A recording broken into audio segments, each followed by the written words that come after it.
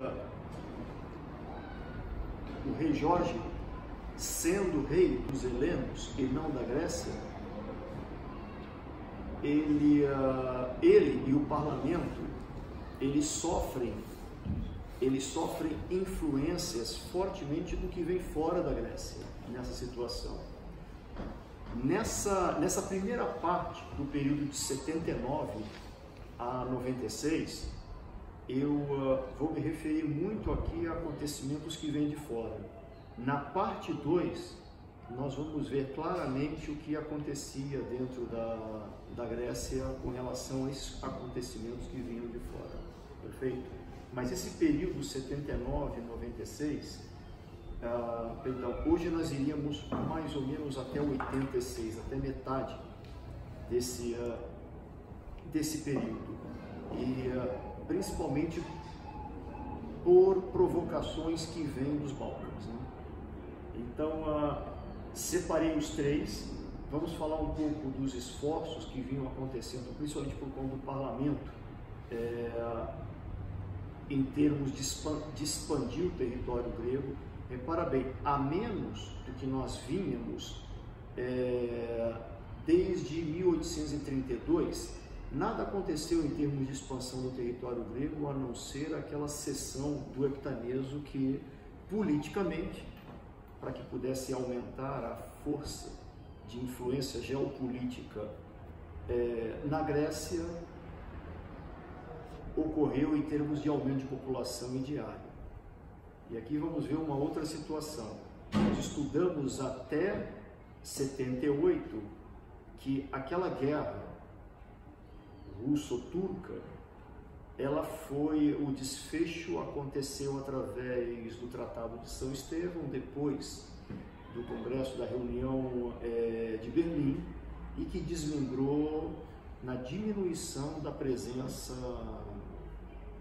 de Constantinopla dentro dos Balcãs, não? De 85, que teve um desfecho, um contexto muito importante dentro dos Balcãs, e é ela que vai mudar o alinhamento entre grandes potências, não, que vinha sendo desdobrado desde o Congresso de Viena, e isso vai criar um reposicionamento dessas grandes potências, não, frente ao que vai acontecer com os Balcãs. Mas pelo que vamos ver aqui agora, vamos melhorar o desenho do que vai ser a história moderna, ou seja, das causas da história moderna, principalmente do que vai vir em cima da Primeira Guerra Mundial. Bom, lembramos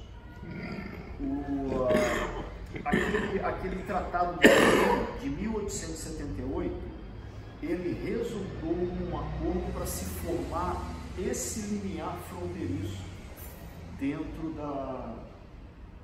dos Balcãs. Evidentemente que essas fronteiras, elas não foram definitivamente marcadas em 78, até porque Sérvia, Bulgária, Montenegro foram criar seus reinados a partir de 80, 81. Da mesma forma como a Grécia, ela avançou a sua linha divisória com o Império Otomano em 1881, nós vamos ver aqui. Mas partimos hoje do nosso estudo do resultado praticamente do que foi o Tratado de Berlim.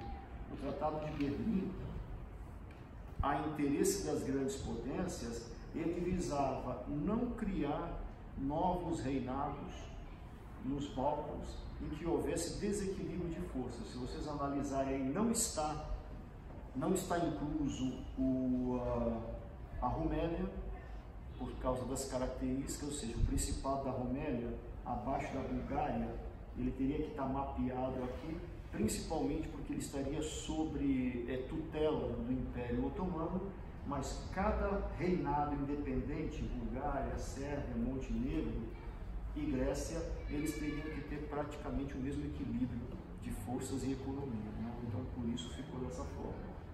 Ficou muito claro que tudo para cima de Herzegovina, né, na Bósnia, foi incorporado pela grande e poderosa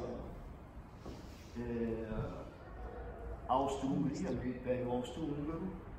Note ali a Eslovênia, a Croácia já estava debaixo da Áustria. O interesse dela foi avançar mais em cima da Bósnia-Herzegovina. E vamos partir desse cenário para entender agora o que aconteceu. Ainda quando se elaborava o Tratado de Berlim, apenas a título de revisão, nós entendemos que a maior motivação de se fazer um novo tratado, diferente do São Estevão, é porque a proporção de força da Bulgária havia ficado bem diferente e precisava se ajustar a isso. E para a Grécia, principalmente, uma das grandes reclamantes, era de que a Bulgária havia se tornado não só uma grande potência, mas ela continuava a querer expandir para dentro de onde a Megália Ideia tinha interesse, que era o acesso, todo o acesso norte do Mar Egeu, já passando pela Macedônia. O Reino Unido, a Áustria-Hungria e a Sérvia, elas não queriam aceitar este tratado, principalmente porque a Rússia é quem estava totalmente alinhada à colocação de um príncipe, de um reinante dentro da Bulgária.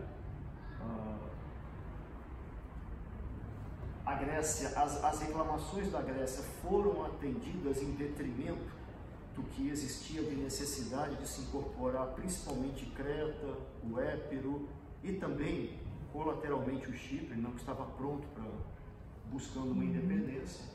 E à época, os principais personagens foram os que disputam hoje o cargo de primeiro-ministro no parlamento, que seria o Diligianis e o Trikoupis. Nós vamos ver aqui que esses dois aqui praticamente fundaram o bipartidarismo nos próximos anos dentro da Grécia. A delegação otomana, eles mandaram um passar muito bem preparado, ele era um grego otomano, para que pudesse tentar trazer o melhor para essa divisão. E como resultado, ou seja, a grande conquista grega foi a promessa de que a Tessália e o Épiro, eles seriam uma nova fronteira de expansão. Embora o Tratado de Paris não definisse essas fronteiras, haveria necessidade de se fazer uma negociação, e vamos perceber que o maior interesse por parte dos otomanos era efetivamente receber indenização por parte disso. Graças às grandes potências, praticamente quem recebeu a indenização foram os turcos proprietários dos latifúndios que tinham nessas regiões. Estou vendo aqui.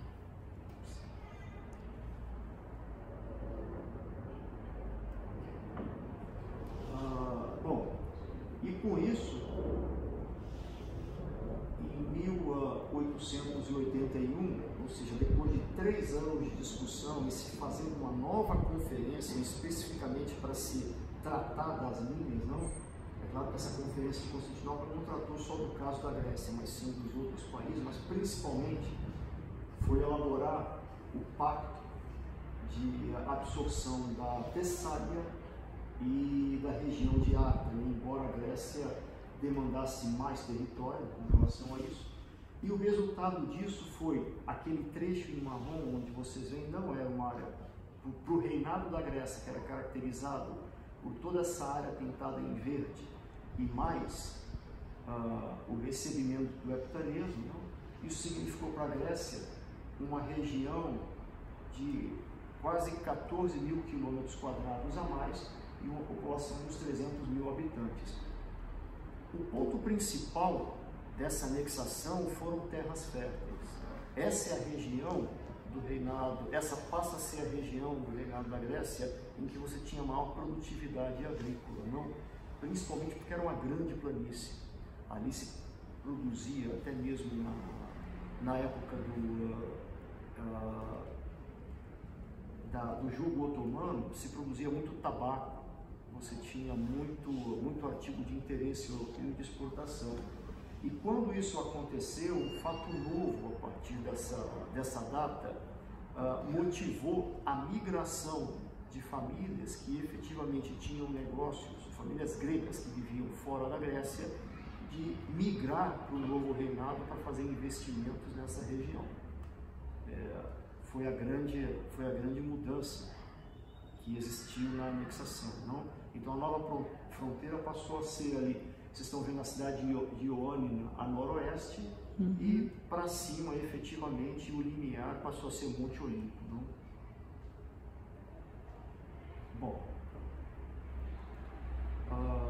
o que aconteceu efetivamente com essa anexação?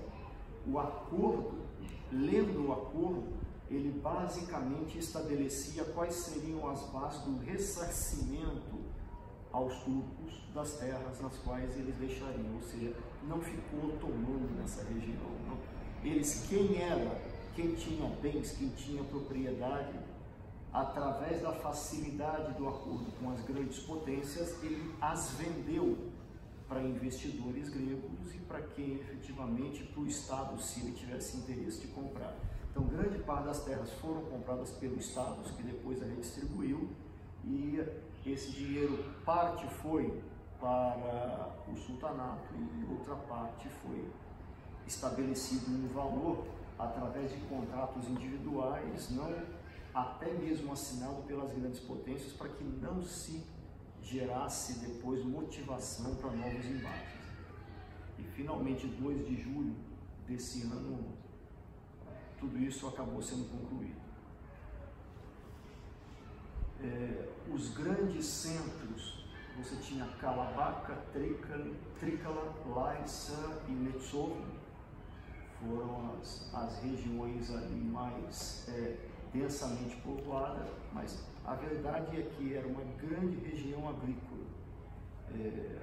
Nós vamos tocar um pouco no assunto na próxima reunião, o que significou, de uma certa forma, o enquadramento ou a ocidentalização da economia dessa região. Não vou tocar aqui no assunto, mas tem coisas interessantes para discutir a respeito disso, porque essa região ela não era uma região agrícola, onde a atividade primária importante só na época otomana, era também do passado. Nós vamos discutir isso depois. Mas Tessalônica já era porto grande? Ela tem muito mais interesse para fora da Grécia do que dentro da Grécia, e o principal consumidor é o norte dos Balcãs, não? E o porto de Tessalônica, ele exatamente, ele passa a ser um elemento complementar a essa economia. E na parte sul, você tem algo que foi uma disputa de fronteiras. Eu coloquei um mapa atualizado hoje no Google para que nós pudéssemos entender, olhando. A parte sul ela avançou muito pouco em relação à fronteira verde, né, se vocês perceberem, mas esse pouco ele foi suficiente para tirar uma região de muito aquele golfo em vermelho que foi absorvido pela nova fronteira. Existia um interesse do reinado para que se tirasse de lá a presença turca de navegação. Nós vamos entender até por quê.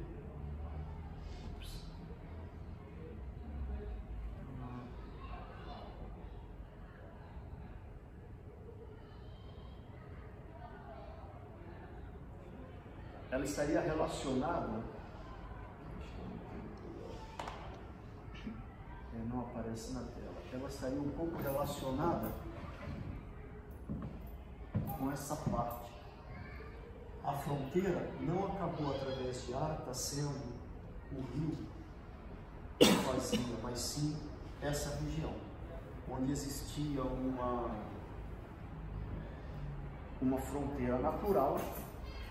E essa fronteira natural permitia uma maior proteção. Então, ou seja, do norte você tinha a divisão fronteiriça de um rio, e para o sul você tinha essa região que era desabitada à época e permitia um grande buffer fronteiriço, não passou a ficar dessa forma. A região de Arta, a ponte ficou até famosa porque foi um grande entreposto comercial entre a região, né, durante o período antes da Guerra dos Balcãs, entre a Grécia e a região otomana. Essa Casa Vermelha hoje, que é um museu, ela era o posto alfandegário, depois que se estabeleceram as linhas, então hoje ainda guarda. Essa ponte de que época ela era? Essa ponte foi reformada, mas ela é muito antiga. O que você vê, eu sei que logo depois que se estabeleceram as fronteiras, eles fizeram um grande trabalho de reforma nessa região, até mesmo para poder estabelecer a relação fronteiriça do reinado.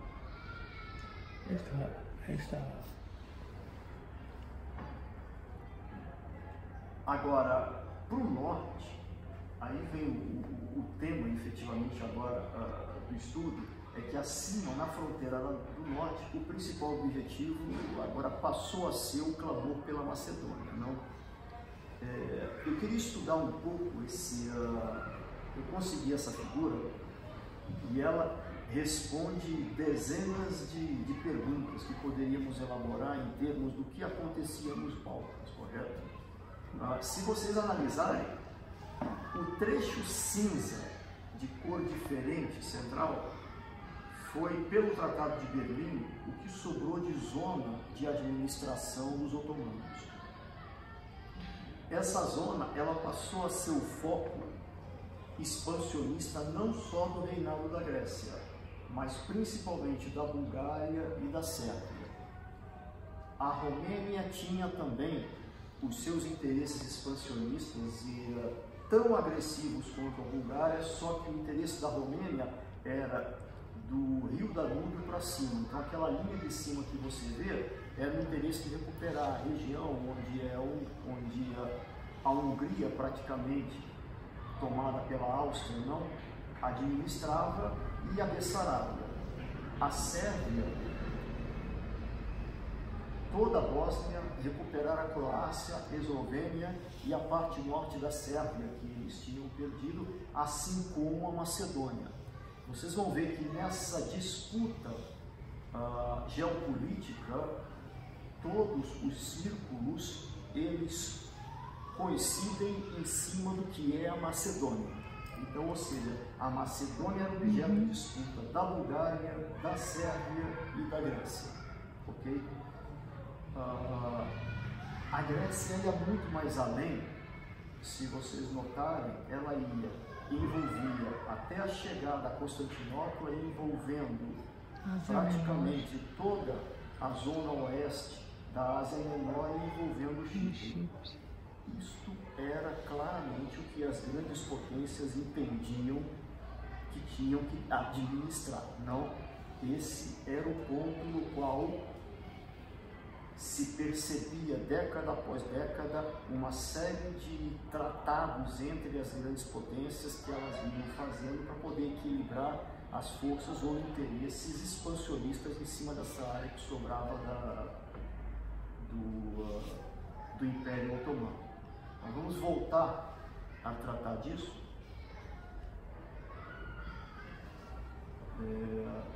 Mas antes, vamos entender que dentro de um período onde ocorreu o outro estupim que vai modificar a geografia dessa área, nós temos como primeiro-ministro, durante o ano, de 1º de maio de 85 até 9 de maio de 86, o Theodoros Deligiannis. Essa grande personagem aí, grega, da política grega, ela vinha, ou seja, desde a época de Otto, ele se estabeleceu entendendo a política de Otto, mas em termos de aplicabilidade ou de administração, de representação do parlamento, ele sempre se viu voltado em cima de uma política mais populista, ou seja, atendendo ao clamor dos gregos, não? Diferente do que vinha tratando o Tricúpios. O Tricúpios ele tinha um viés muito mais progressista e liberalista. Não que ele não atendesse às necessidades, principalmente de defesa e de expansão do território, mas é que ele o fazia em cima de bases econômicas bases sustentáveis e pensando em desenvolver o país, a nação. O Delianes ele já era mais catastrofista, né? Então ele ia, em cima de uma situação externa, ele tentava tirar proveito efetivamente para poder tomar o poder e se tornar o primeiro-ministro. Nós vamos ver isso ao longo das décadas se repetirem, e é mais ou menos dessa forma esse amálgama que a Grécia vai acabar definindo ou tratando para poder tratar a política externa. Então, ou seja, quando estourou a crise na Romélia,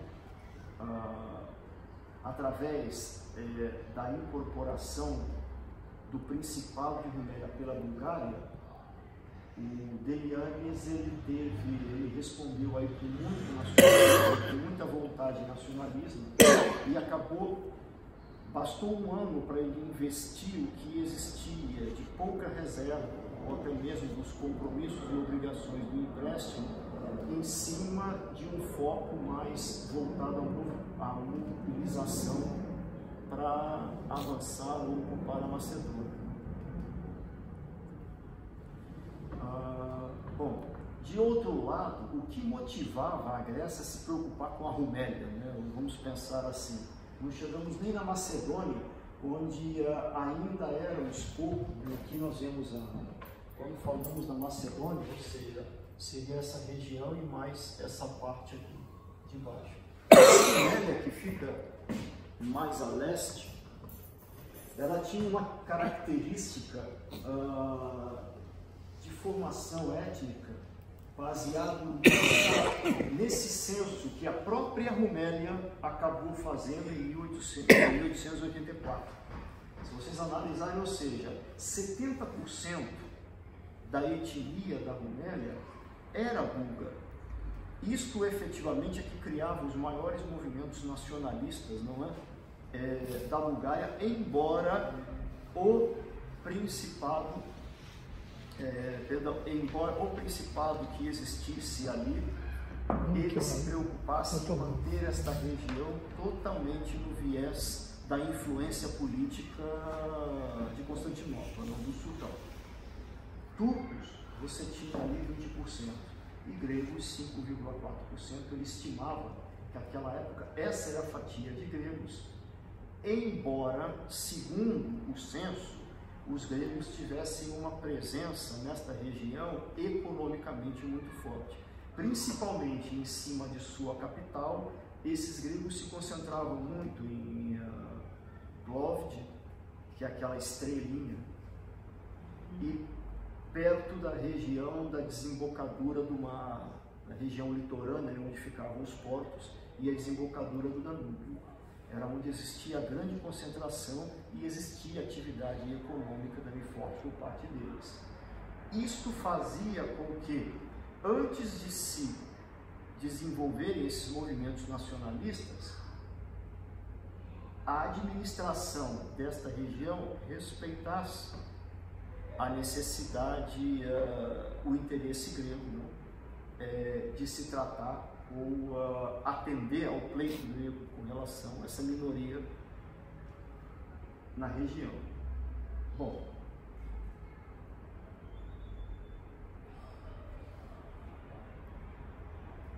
na capital do Principado da Romélia existia o vice-cônsul Atanasios Nematalas,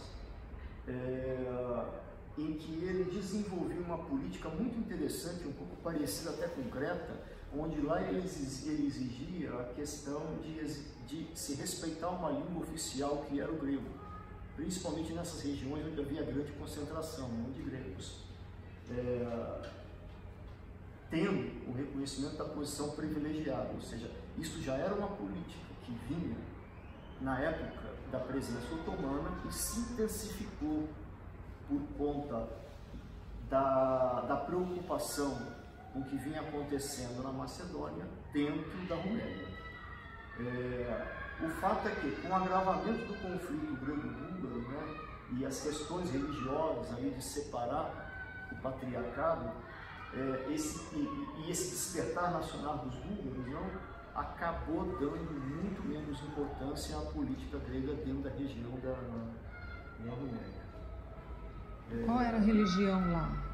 Qual era a religião?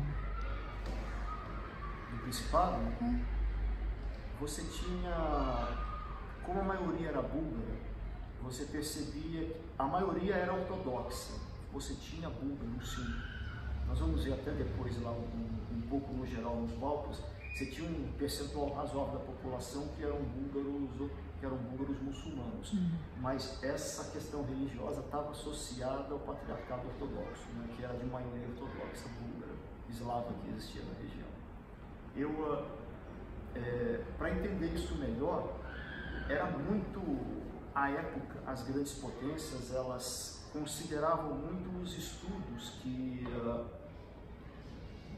representantes, e eles chegavam inclusive a comparar, uns vinham do Império Otomano, outros vinham da Rússia, principalmente alemão e austríaco, enviavam alguns cientistas para estudar essa questão de proporcionalidade, mas o fato é que esses estudos, eles caracterizavam a etnia, às vezes, de uma forma reagrupada ou pulverizada. Eu vou dar um exemplo. Um deles, ele misturava, às vezes, gregos com búlgaros e chamava esse grupo inteiro de eslavos, né? Então, eslavos ortodoxos. Eles se preocupavam muito mais em dividir por religião do que efetivamente por linguística. E aí o segundo nível que sobrava era a etnia. E eles confundiam um pouco o que era o eslavo dentro da região. E às vezes, em algumas regiões, existia a presença muito grande de romei, de ciganos, e eles associavam que os ciganos também eram eslavos, né? Então, alguns estudos eles variavam, né? Esse que eu efetivamente apresentei era um estudo que foi gerado pelo Principado, ou seja, quem administrava a região à época.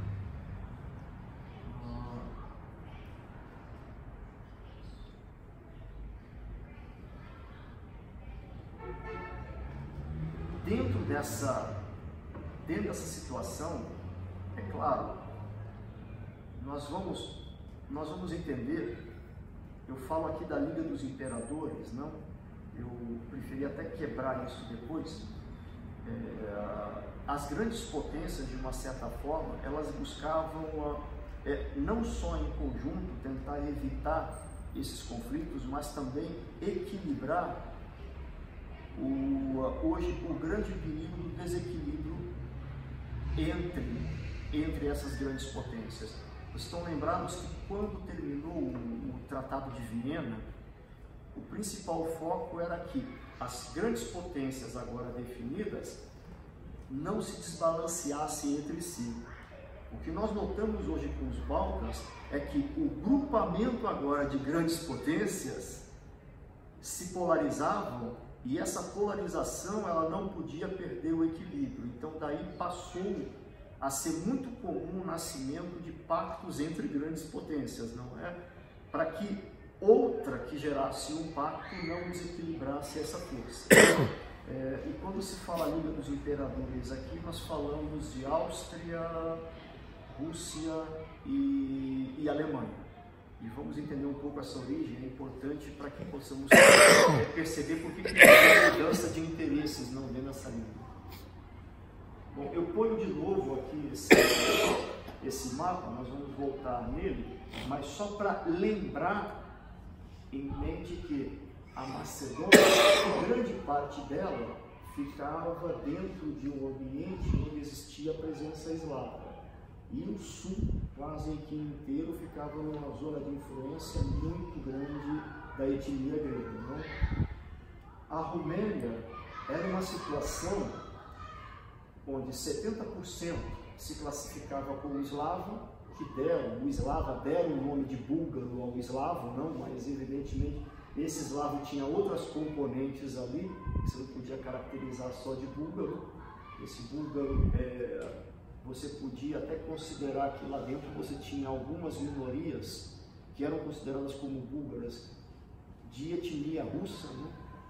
De várias etnias russas que haviam se misturado ao eslavo, mas percebam que a etnia grega, muito presente no oeste, e no litoral, e parte, tem uma mancha azul ali que fica perto da capital, e a capital, ela agregava tanto eslavos, búlgaros, como gregos e também como albanites.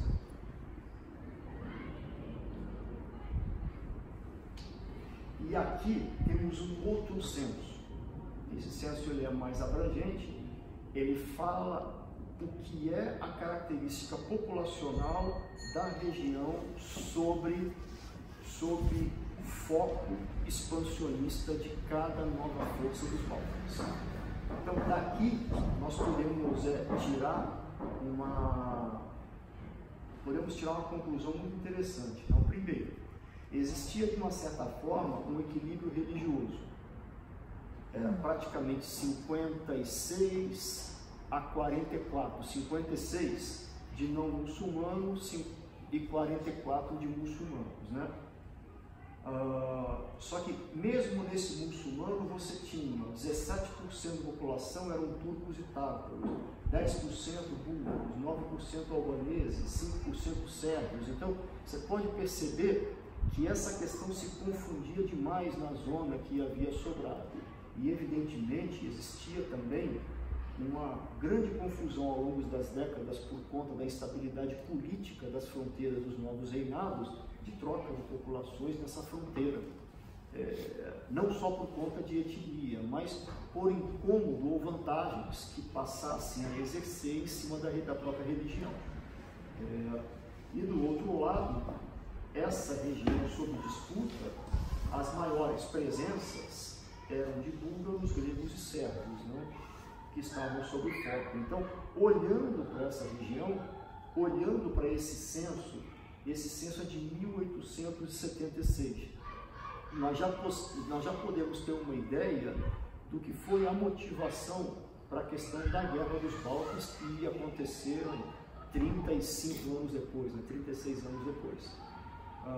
Você já consegue mapear uma dificuldade de estabelecer, na época do nacionalismo, na época da formação das novas fronteiras, como era difícil o Império Otomano administrar essa região, só sobrepondo os círculos expansionistas, ou seja, de interesse de cada governo de redefinir ou expandir o seu as suas novas fronteiras. Eu coloquei isso aqui, isso é um outro censo que eu peguei, acho que é de 70 de eu peguei essa fonte aí, da Universidade de Atenas, ela foi feita acho que em 1976, e ela apresenta um estudo de censo da população do reinado da Grécia desde 1828 até 71. Se compararmos a mesma época, 76, ela vai casar em 1879. O interessante é que você tem um reinado preocupado com uma população europeia de etnia grega nos Balcãs, em torno de 1.082 gregos, enquanto que à época o reino da Grécia possuía 1.680.000 habitantes, certo? Então, olha, o que nós estamos falando aí, como era difícil trabalhar isso sem contar a população grega que existia nas ilhas e na Ásia Menor. Então, a partir daí, nós conseguimos passar a entender a dificuldade de um parlamento, de um primeiro-ministro, de ter sobriedade em tratar desses fatos, dos quais ele não consegue resolvê-los apenas trabalhando diplomaticamente de uma forma polarizada com o Império Otomano. Você tinha agora outras forças discutindo essa questão, esse posicionamento geográfico e geopolítico, e aonde essa população ela habitava, onde ela, além disso, você pode perceber, né, em cima, embora pequeno, existia muito mais no sul a presença de gregos muçulmanos, não? Mas você pode ver que tinha um percentual de gregos muçulmanos ali, uns 38 mil praticantes do islamismo na região dos Balcãs.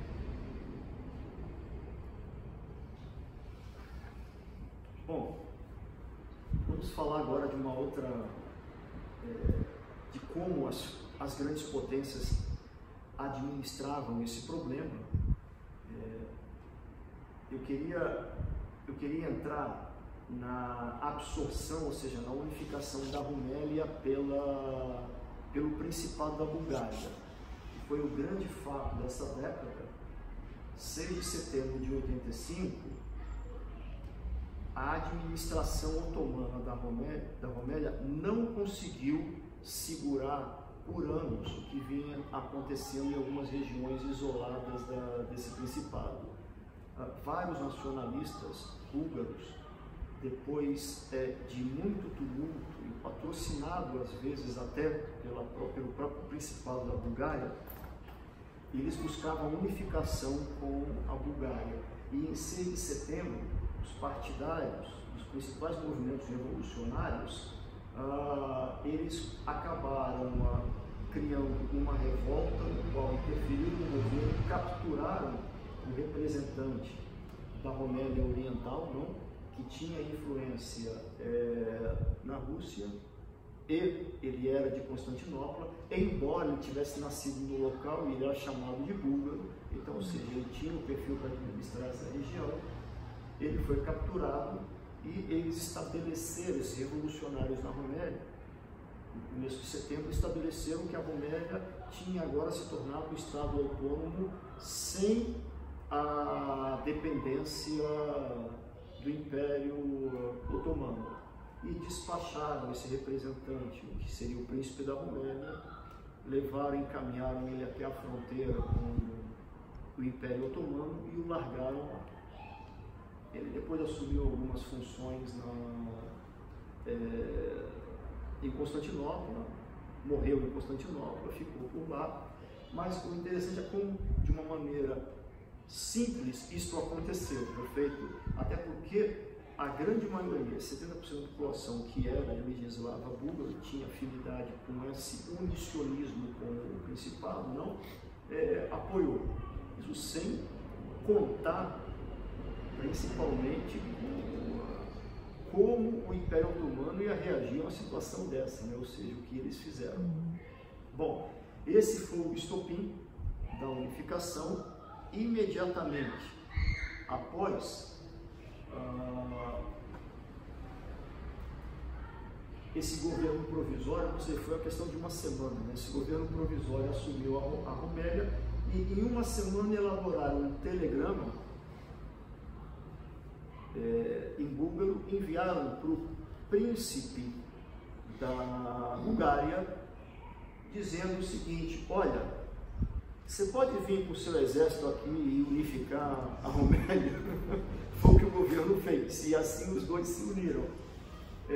Prontamente, o príncipe Alexandre I da Bulgária respondeu com um manifesto especial a esse telegrama. O telegrama está no museu de Sófia, respondeu dizendo perfeitamente. Ele despachou as tropas para descer e unificar, já levou o primeiro-ministro para poder organizar o governo, entrou na antiga capital da Rumélia Oriental e, numa questão ali de praticamente 15 dias, tudo se resolveu e ele unificou os dois principados. Bom, repara bem, isso aconteceu de uma forma em que inicialmente era o que a Rússia queria. Vocês estão lembrados?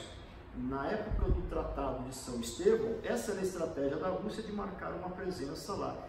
Tanto que o príncipe Alexandre I, ele foi designado e indicado pelo czar da Rússia, porque ele era nada mais, nada menos do que o sobrinho do czar da Rússia, que ele tinha despachado para que no futuro isso pudesse vir a acontecer.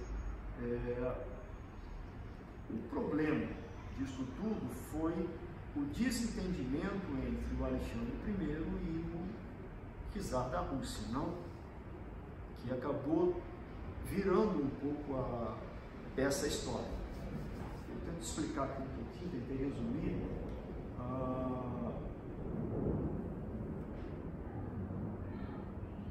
Nós temos que entender um pouco, né, o passado do Alexandre I.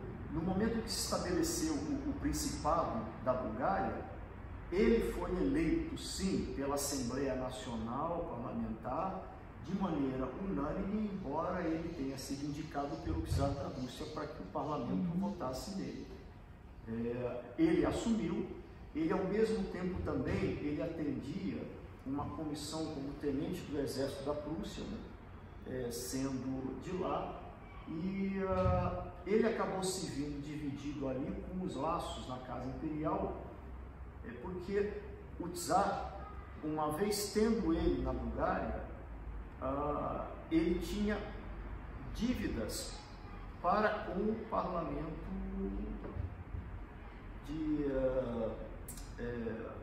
russo, ou seja, o czar esperava que ele atendesse a uma série de demandas do parlamento russo que ele pudesse vir a desdobrar, ok? E o que acabou é que esse Alexandre I se viu bastante empoderado nessa situação e ele passou a não atender mais. A maioria desses submissionistas ali ativos na Romélia, eles compartilhavam uma visão diferente, certo? Em que eles tinham que fazer uma revolução na Macedônia, né? E eles acabaram desviando essa questão para que se unificasse primeiro a Romélia Oriental e esse Knez, né, que se chama, Knez é como se fala czar russo em eslavo, okay? E os povos eslavos eles utilizam esse princípio. Para o eslavo, eles chamam de czar o que eles entendem que é príncipe. Então, no eslavo, isso significa príncipe, mas ele é a tradução do czar no russo. Então, esse tipo de situação acabou gerando um grande afastamento entre o tio, o czar dele, e o próprio czar da Rússia acabou não dando, ou seja, ele mudou essa posição de não apoiar mais dessa forma. E a resposta à unificação, começando pela Rússia, ela foi diferente do que se esperava pelas grandes potências. Então, no caso da Rússia, ela esperava que a unificação fosse ocorrer e, embora tivesse tomado medidas no passado, né, havia até pressão diplomática sobre o Império Otomano de se fazer isso aí de uma forma totalmente diplomática.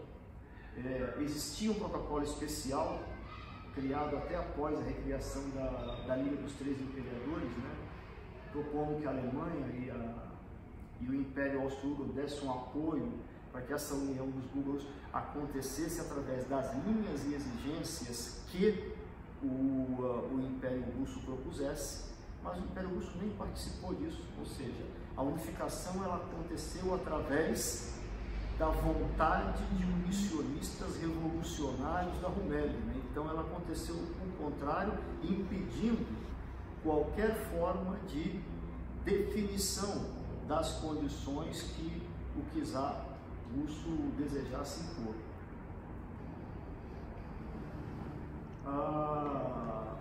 A Rússia não apoiou esse ato de 6 de setembro, ela queria preservar a influência nos assuntos búlgaros, né? E aí, como resultado, o que a Rússia fez? Não sei se vocês sabem, mas para se evitar gastos com proteção da Romélia, os russos tinham presença militar ali, principalmente de tecnologia e de alto comando administrativo militar. O Principado da Romélia, o que foi tratado, o que foi colocado pelo Tratado de Berlim, era de que eles não poderiam ter ou alocar, designar alto comissariado militar no seu exército de defesa. Quem tinha isto era a Rússia. O que a Rússia fez foi retirar todo esse conhecimento militar, arrancou, se posicionando totalmente contrário a essa posição. O Reino Unido tomou um drible, não? O Reino Unido pensou inicialmente a atender o que foi estabelecido no Tratado de Berlim, mas logo depois que veio a notícia da posição da Rússia, o Reino Unido ele se viu a favor da unificação da Rumélia Então o Reino Unido imediatamente mudou de posição em função dessa situação, defendendo fatalmente a causa búlgara, né? O Império Austro-Húngaro, ele havia no colarinho tratado um acordo com a Sérvia, e principalmente porque a Sérvia ela temia o avanço búlgaro em cima da parte que lhe cabia à Macedônia, e como o objetivo do Império Austro-Húngaro era ganhar influência em cima da Sérvia, né? Ele querendo uma presença maior em cima de alguns territórios, e principalmente na influência na Sérvia, ela havia apoiado a Sérvia nessa questão. Então, ela acabou se opondo à criação de um grande Estado eslavo na região dos Balcãs, não é? Então, ela passou a não defender essa posição de unificação. Então, olha como você vê as posições mudando em função de uma iniciativa criada pelo Principado da Romênia, né? Já por parte da Sérvia, esse príncipe aí, Milan Obrenović, era um governante que não tinha a mínima condição de ser aceito pelo voto parlamentar popular. Ele pediu apoio ao governo austríaco, principalmente relacionado a questões financeiras, não é? E o Império Austro-Húngaro facilitou isso para ele. Em contrapartida, o Império Austro-Húngaro então colocou ele praticamente no poder através de convencendo o parlamento, colocando que o Império Austro-Húngaro daria tudo que efetivamente fosse necessário, né, nessa questão de riqueza, até mesmo armar o país, né?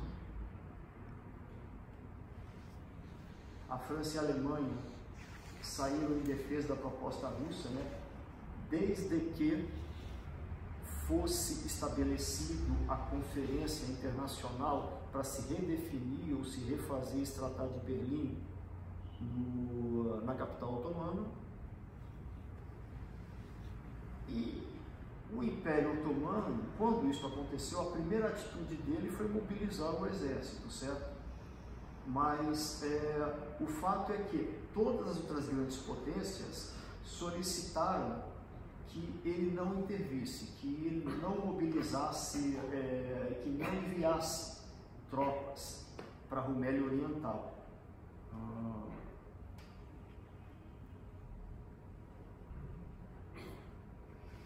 A questão da Grécia agora, essa união preocupava demais o parlamento grego, não?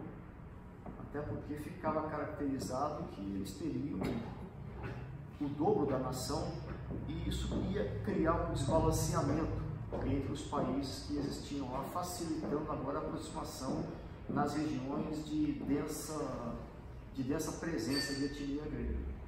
Houve uma série de manifestações na Grécia, não é? E essas manifestações foram muito capitalizadas, muito bem aproveitadas pelo Delianis. Ele tomou praticamente por conta disso, até mesmo os movimentos anteriores, não é? Uma atitude de investir os recursos e apresentar mobilização para essas causas. E embora o governo britânico estivesse cobrando o governo grego que não tomasse nenhuma ação por conta de sanções que fossem ser aplicadas. A Sérvia imediatamente pediu compensações territoriais. A Grécia havia pedido também, ela queria, mas a Sérvia foi muito mais enérgica. A Bulgária rejeitou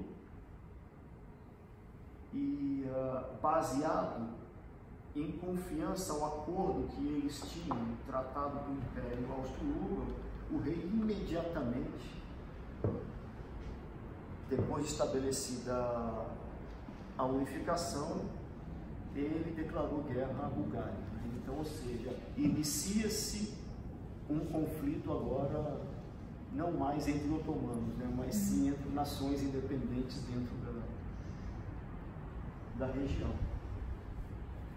A Sérvia veio correndo desengavetar uma série de tratados que eles tinham de divisão da Macedônia do passado, não é? Com a Grécia, e pediu ação militar para o Delianes, não é, conjunta com a Grécia, mas houve uma série de...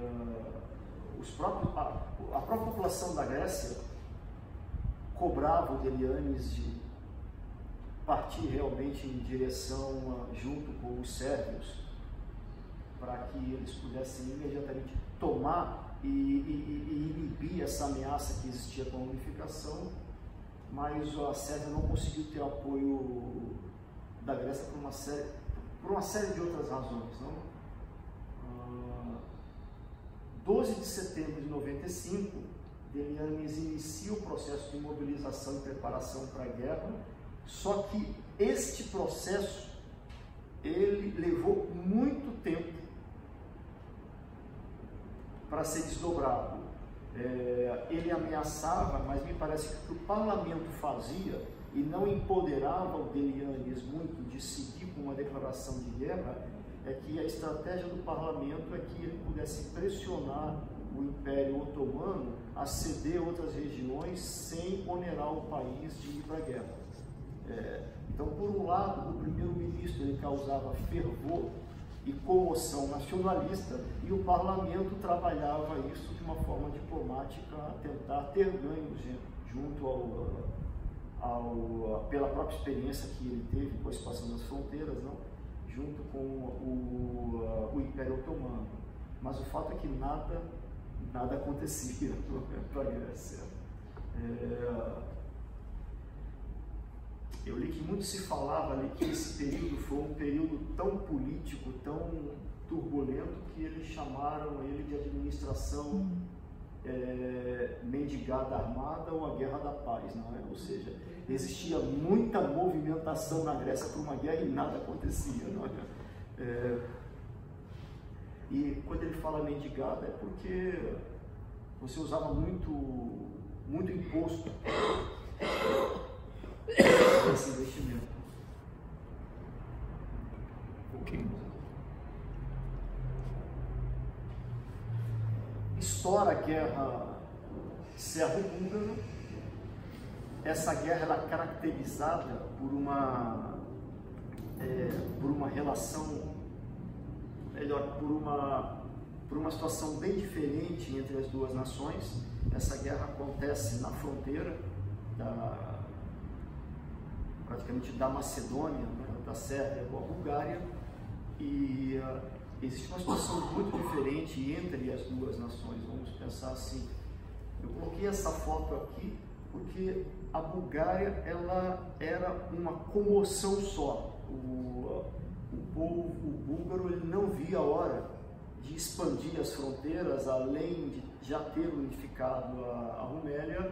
A população inteira gerava esse apoio. O país ele havia entrado numa esperança enorme, ao passo que na Sérvia você tinha uma situação diferente. A Sérvia, quem havia provocado essa situação foi o Mikhail, que era alguém não quisto pela população, e a população tinha grandes dúvidas do que estava se fazendo, certo? O Mikhail ele colocava o interesse de administrar um país sempre voltado ao respeito do interesse austro-húngaro, e principalmente ele havia convocado um exército, umas tropas que eram leais a ele. O que significava isso? Na Sérvia, nesse momento, por causa do envolvimento austro-húngaro, a Sérvia ela possuía o exército mais bem treinado, estrategicamente e militarmente dos Bálticos.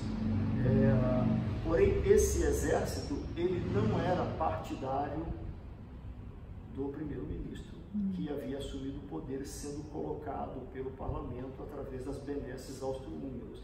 Então ele convocou um exército de confiança que não era bem treinado, ok? Essa guerra se travou nessa circunstância e o resultado dessa guerra é que é importante para o desdobramento que vai acontecer no futuro. Então, ou seja, a região onde você tem um conflito, não, de ambos os países, você nota que a Bulgária inteira ela vai em socorro à Sófia. A Sófia era o objetivo da Sérvia de trabalhar na ocupação, mas os búlgaros eles conseguem uma mobilização rápida, e eu falo uma mobilização rápida pelo seguinte sentido: no momento em que os sérvios declararam a guerra à Sérvia, à Bulgária, a Bulgária tinha terminado de se preparar e deslocar toda a sua força para a fronteira com o Império Otomano, porque entendia que a reação otomana estava por vir. Então, repara bem, tem uma movimentação ali inicial, onde tudo se deslocava para o Império Otomano, até que a Sérvia, ela não perdeu tempo e deslocou o seu exército para cima da capital Sófia, do Principado da Bulgária.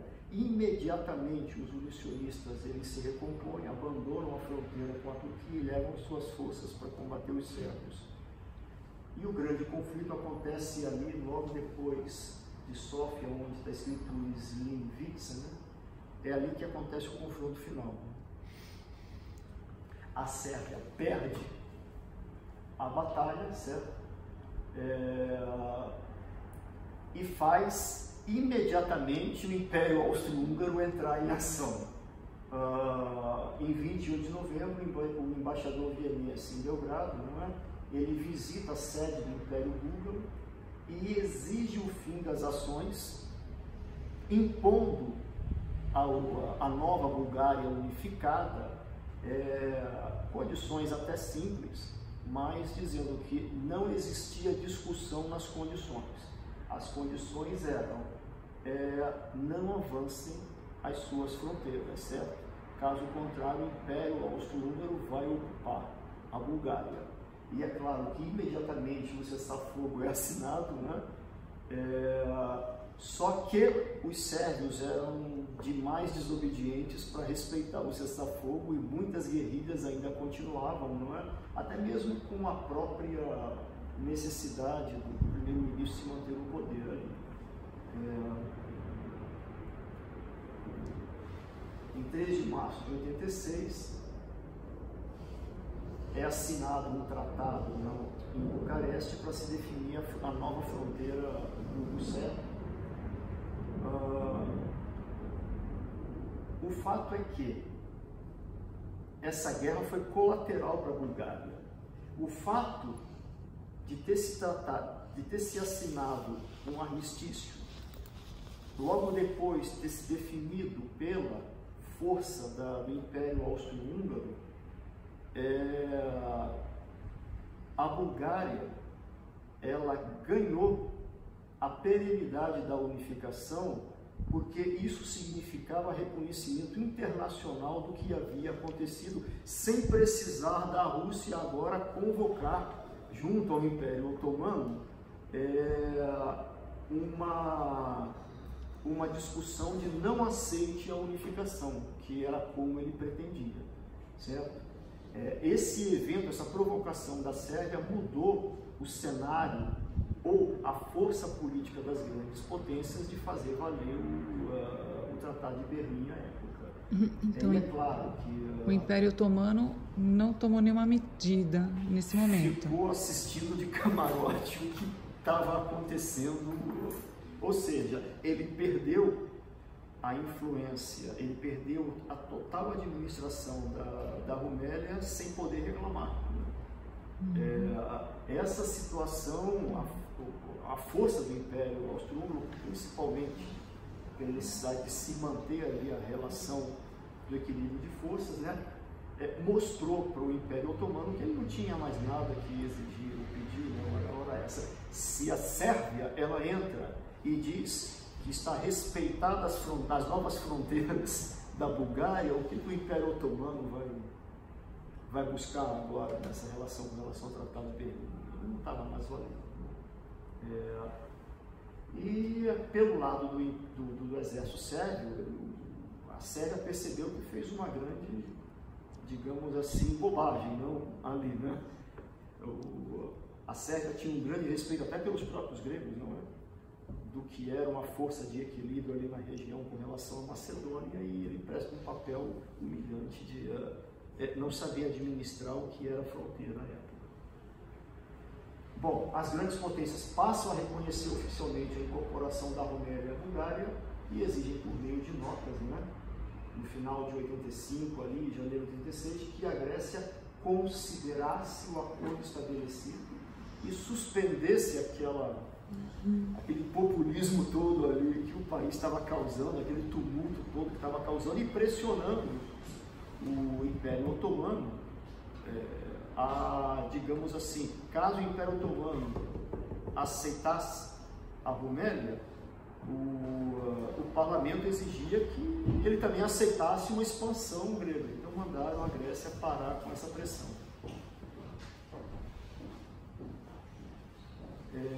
Bom,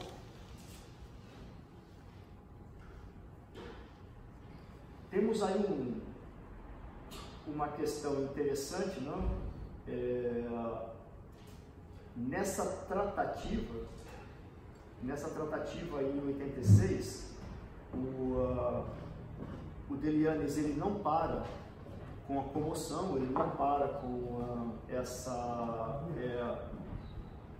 política diversiva, não, que ele vinha tratando, e a Inglaterra agora pressiona as grandes potências, elas aceitam, e ela acaba criando um embargo nos portos da Grécia para forçar a Grécia a não provocar mais exaltação revolucionária na região ali otomana.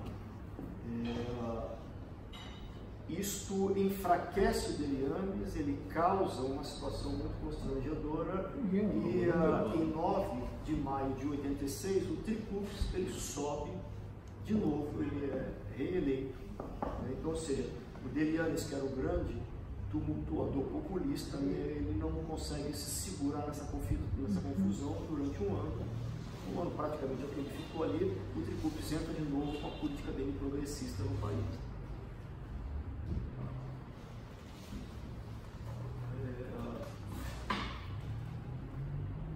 Temos aí uma questão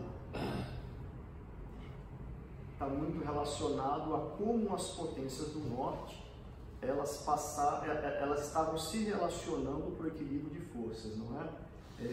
Antes de tratar isso, eu queria lembrar a vocês uma coisa bastante importante. Quando o Tratado de Berlim acabou, vocês se lembram que para a Inglaterra não ficar isolada, ela se aproximou do Império Otomano e chegou à frente da Grécia para exigir Chipre. O Império Otomano cedeu Chipre às forças inglesas, não britânicas, através de um contrato ali que se dizia que eles iam pagar aluguel. Então isso mostrava o grande interesse tanto da Grã-Bretanha como do Império Otomano para poder manter o equilíbrio na região, de fazer essa aproximação com o Império Otomano. Do outro lado, se discutia a norte a questão do equilíbrio entre Áustria e Hungria. Mas aparece uma nova potência nessa época que estava relacionada ao desejo de unificação alemã. E aparece um político muito interessante, não é? O Otto von Bismarck. E esse cara vai mudar a Alemanha, né? Esse cara vai criar o primeiro Reich, né?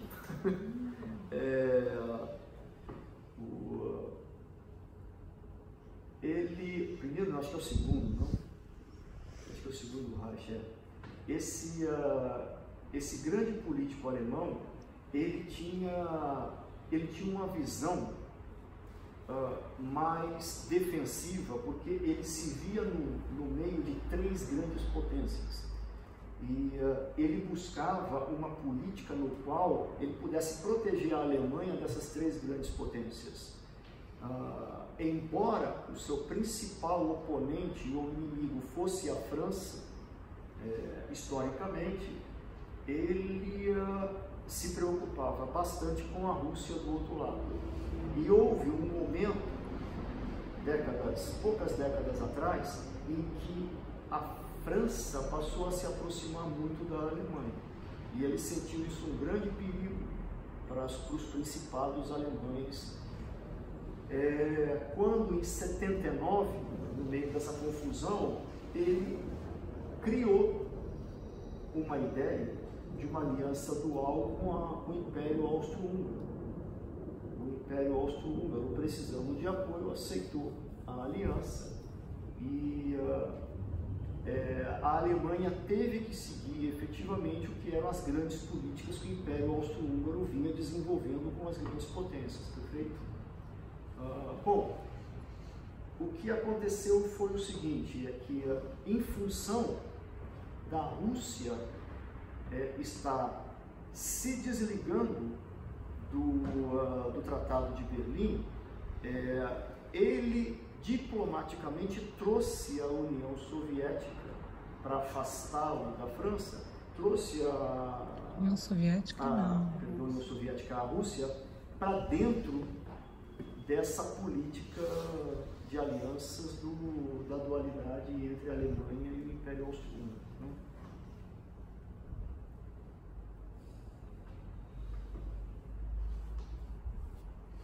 Em 1885, por conta da Bulgária, até lá você não teve nada que incomodasse essa aliança. Então essa aliança conseguiu durar 6 anos, praticamente até 1887. Isto passa a explicar a movimentação e por que a Rússia agora ela busca ou se aproxima bastante da Áustria nesse sentido, até 1887, onde há uma mudança de pensamento da Rússia dentro dos Balcãs.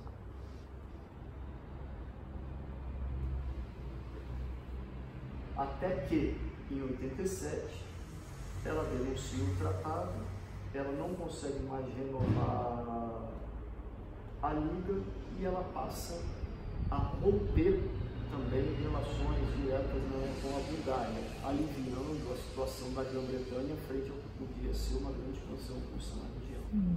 Ok? Bom, aqui eu só entro um pouco para falar do Vilianes, que era o político efetivamente que faltava. O Vilianes, ele nasceu,